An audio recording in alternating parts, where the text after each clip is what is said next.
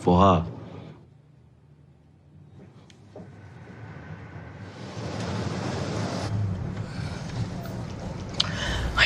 Hey guys, and welcome back to Little Pepper. You know what time it is.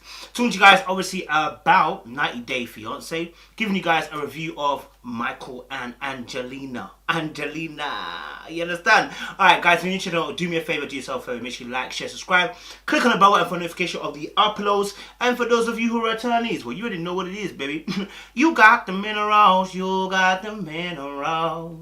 Alright, cool, let's talk about it. So obviously recent episode of 90 Day Fiance, I think we got to see Angela as she was leaving Nigeria finally after the glorious splendorous wedding. And actually what we got to see was a more in-depth, I guess, emotional affair from both Angela and Michael without the fireworks, okay? Last few weeks we've been seeing them go at it, and they finally wedded last week as well. So there'll be no more, obviously, there won't be no wedding, Michael, threats to get Michael to behave. And I think that's a key point.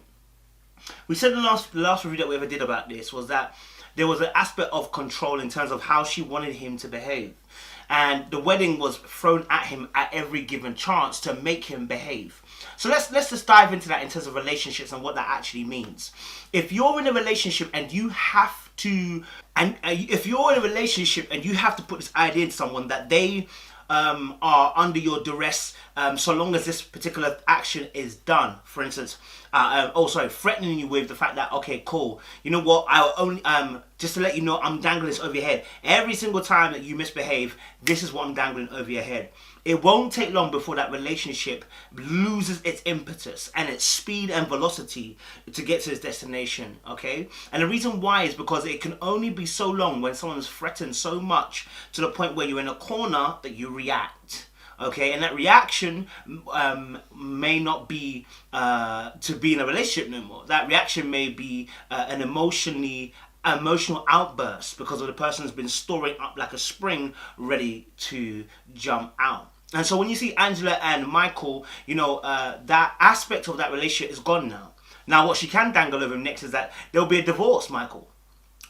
So you have to understand that, you see, if you start in a certain way, more than likely it's going to end a certain way unless there's an injection of something to redirect the object. And if an object is getting at a certain speed, okay, there has to be an opposite force that's able to slow it down or change its direction, right? And so in this relationship with Michael and Angela, if Angela's going at a certain speed, which is, listen, there'll be no marriage if you continue where you're going on, and then she goes into a marriage and then she says, obviously there'll be a divorce if you keep on going where you're going on, unless she meets another force that injects knowledge to change the direction of the way that she participates in the relationship, this relationship won't last long. Now, even me, I was hell-bent on saying, and I think there's a green card here. I think there's a reason why that Michael wants to be in this relationship. It's all about getting his green card. Now, whether that's true or not, it looks like he really does care for Angela. I mean, there was almost tears in man's eye, you know, when I saw him dropping her off at the airport. You know, and I saw some level of genuinity. So I said this: if this is him acting, get him in Nollywood, because the guy can act. You understand? So you know, obviously their relationship at the moment is going through a turbulent dynamic, in the sense of the fact that obviously they've got wedded. They should be the happiest moment of their lives, and unfortunately, Angela's mum has passed, or Angela's mum was sick at the time, and then she passed 2 weeks later. And I think, and in any relationship, what you're looking for in this particular time and in this season is understanding, it's patience, it's love, it's care, it's nurturing. Have Michael been real supportive or emotionally?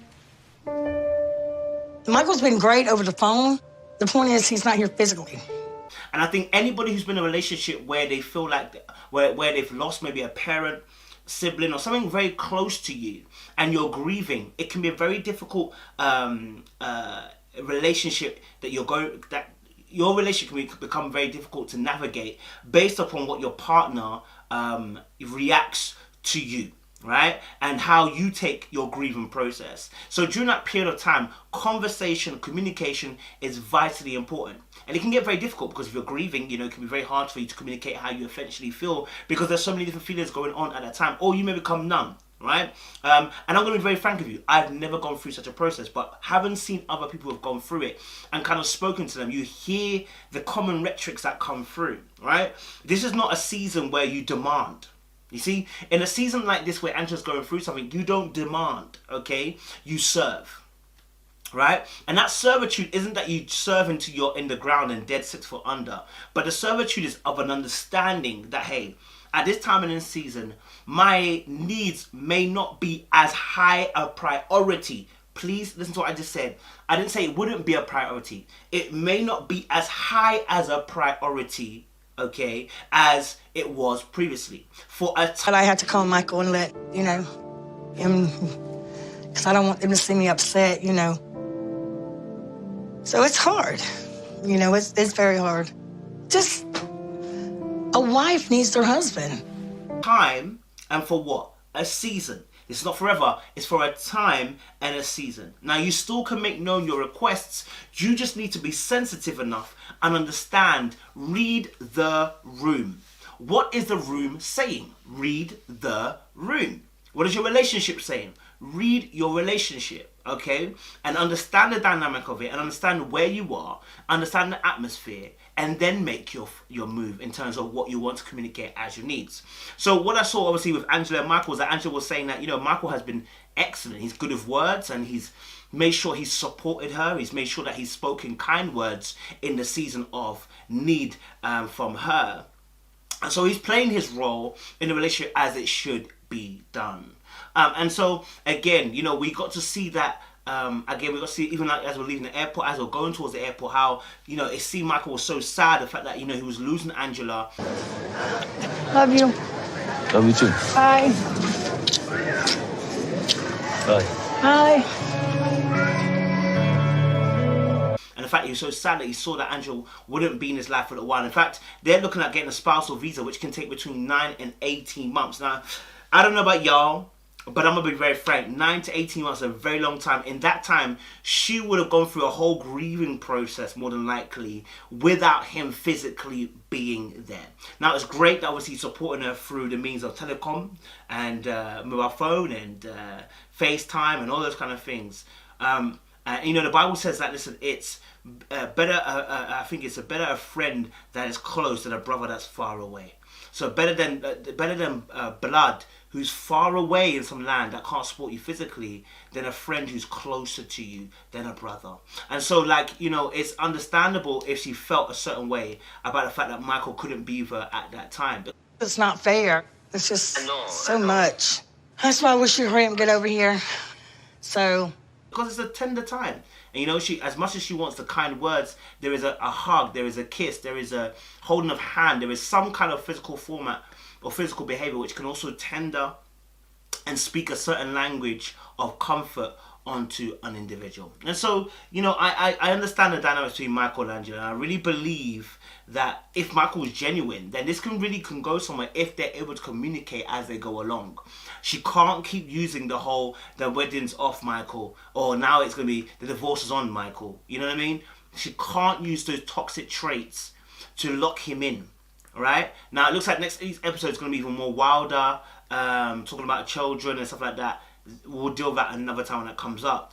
But I wanted to see anybody who's going through a relationship right now and is going through something similar to what Michael and Angela are going, where you've just, you're in a happy place and all of a sudden, your life is turned upside down by a loss of persons or loss of people that you love or whatever.